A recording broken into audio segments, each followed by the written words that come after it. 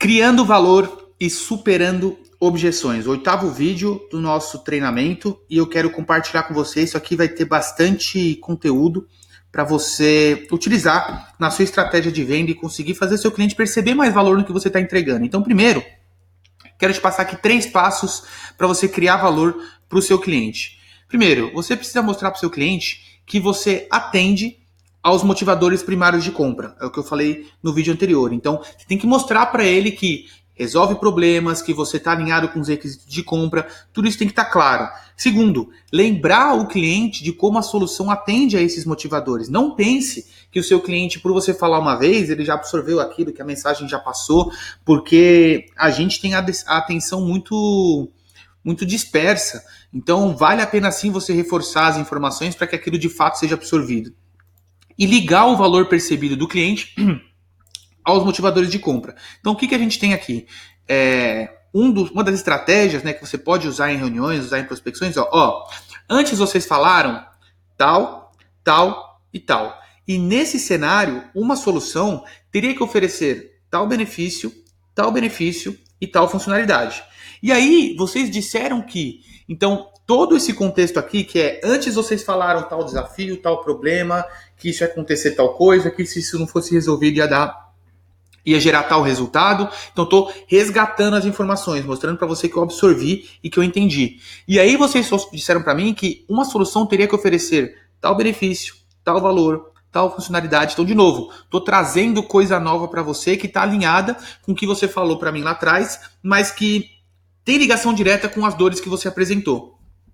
E aí vocês me disseram que esse vai conduzindo. E aí você lembra o cliente de como essa solução atende aos motivadores. E aí eu falo, bom, como eu comentei, o nosso produto faz determinadas funções que atendem 100% a essas necessidades. E aí, por fim, ligar o valor percebido do cliente aos motivadores de compra, você não consegue criar sem a participação do cliente, porque é ele quem define o que é valor para ele. Então, você vê como essas informações que eu estou usando aqui, esse XYZ, esse A, B e C, determinadas funções, necessidades, tudo isso aqui, eu não tirei da cabeça. Isso aqui o cliente trouxe lá atrás, quando eu estava fazendo perguntas sobre as camadas da cebola lá, pergunta de primeiro nível, pergunta de segundo nível. Então, a única forma de eu criar valor para o cliente é saber o que ele entende como valor. Então, por isso que é tão importante você ter esses 3 passos, mas saber que o terceiro passo aqui, ele está ligado lá no começo, nas perguntas de primeiro nível, segundo nível e terceiro nível. Outro tópico legal para você criar valor é você usar a reciprocidade. E a reciprocidade é mais importante do que a gostabilidade aí, né? Que a reciprocidade é a sensação que eu tenho de que eu estou em débito com você. E a gostabilidade é aquilo que, eu gosto de ter você por perto, porque você é uma companhia agradável. E a ideia aqui é entregar tanto valor que faça as pessoas querer ter uma relação profissional com você. Não é de fato, assim, mas não é tão caricato assim, não é uma balança onde eu falo, olha, já te entreguei 4 reports e pela minha conta aqui, 4 reports gratuitos já deveriam render um contrato. Não, a verdade é, quanto conteúdo eu tenho que te entregar para que você conclua que uma pessoa que entrega conteúdo no nível de qualidade e volume que eu entrego, deve estar perto de você, profissionalmente falando. Então, isso que é a reciprocidade. Oferecer reports, oferecer estudos, aulas específicas e, sempre destacando o valor que está sendo entregue. Quanto custa aquilo? Quanto custaria você receber aquilo? Para que a pessoa veja valor. Porque não faz sentido eu te dar algo e falar que é de graça. Sem te falar o quanto custaria você ter aquilo se não fosse pelo meu intuito em te dar. Não vou te dar um relatório sem te falar que ele custou R$1.000 para ser adquirido. Não vou te entregar uma aula sem te falar que ela custou 2 horas para eu gravar, fora as 8 horas de audiobook que eu tive que escutar para fazer esse resumo. Né? Então, é muito importante você dar valor para as coisas, porque se você não der, ninguém vai dar. Outro tópico legal que o livro fala é você dar um boost nas pessoas com tags. Então, a tag nada mais é do que a qualificação da pessoa. Então, eu posso qualificar você de acordo com algumas colocações que vão gerar em você uma expectativa, ou vou mostrar para você que já existe uma expectativa da decisão que você vai tomar. Então, eu preciso mostrar para você que a indecisão que você está vivendo, ela é comum e que clientes iguais a ele, no passado, tomaram decisões como a que eu vou sugerir agora. Olha, muitas pessoas na sua situação também já ficaram indecisas. O que ajuda bastante nesses casos é colocar os planos lado a lado e comparar os features para definir. Geralmente eles acabam escolhendo X. Meu, olha como isso é forte, né? Então, assim, eu não diminuo a indecisão dele, não falo que ela é impensável, que ela não faz sentido. Eu mostro que pessoas já passaram por isso. Eu mostro que existe um caminho para lidar com essa situação e eu mostro que geralmente quem segue esse caminho acaba escolhendo X. E tem outro ponto aqui que é a tag positiva, que é quando você elogia o comportamento que você gostaria que o comprador tomasse. Ó, meu, cara, você parece realmente saber muito sobre esse mercado, sobre esse segmento. Você pode me ajudar com mais uma pergunta? E você vai perguntando para ele. Então, assim, tem uma massagem egóica aqui, tem uma questão da adulação, mas, de novo, eu abro espaço para fazer uma pergunta nova e conseguir ter mais insumos para minha estratégia de persuasão. Tem a teoria do knockout, vou ver se eu consigo acabar antes de acabar a bateria, hein? Que é depois de mostrar um valor único, eu pergunto para o cliente como que ele responderia a uma solução que não tivesse esse valor. Porque o objetivo aqui não é só vender, é prevenir o cliente de, depois de um tempo, decidir comprar de outro, não comprar mais de mim. Então, eu reforço para ele, assim, cara, você falou para mim que isso aqui é muito importante, isso aqui é valioso, isso aqui gera tais benefícios. Como que você agiria se alguém lá na frente fizesse uma proposta para você que não tivesse isso aqui? E aí ele fala, e aí ele gera um compromisso verbal com você, tipo assim, não, aí não faz sentido para mim, eu não compraria.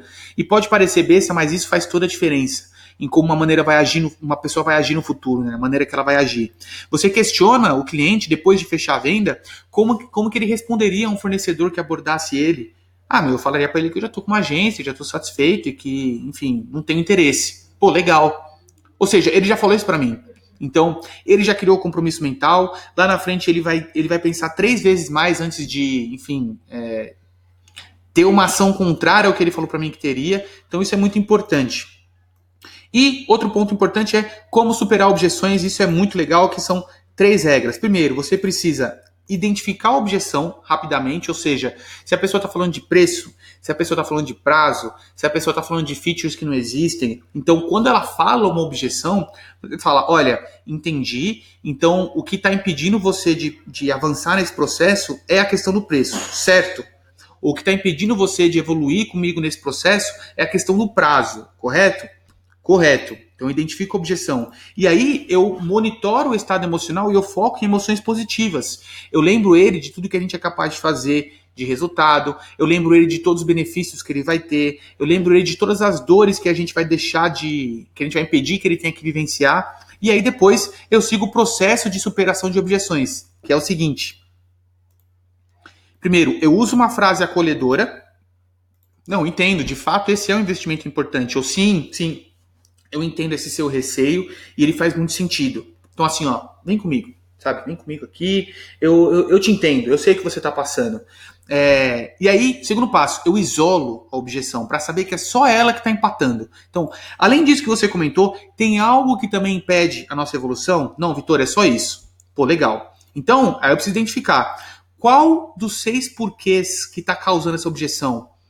Se é o preço, pode ser o porquê do dinheiro, ou por que gastar esse dinheiro agora, ou por que mudar, ou por que a minha empresa, ou por que a minha solução. Então, eu tenho que saber qual desses porquês. E aí, para eu responder essa objeção, eu listo os 6 porquês e eu já vou ter respostas para cada um. Então, se eu sei para quem que eu estou vendendo, eu sei a minha persona, eu já sei para aquela persona por que ela tem que mudar agora, por que esse dinheiro é melhor investido comigo, por que a minha empresa é melhor para oferecer essa solução, por que ela tem que mudar. Então, tudo isso tem que ser baseado em evidência, baseado em depoimento, mas você já tem que ter esse leque de respostas para o porquê. Porque, vai ser ali na reunião.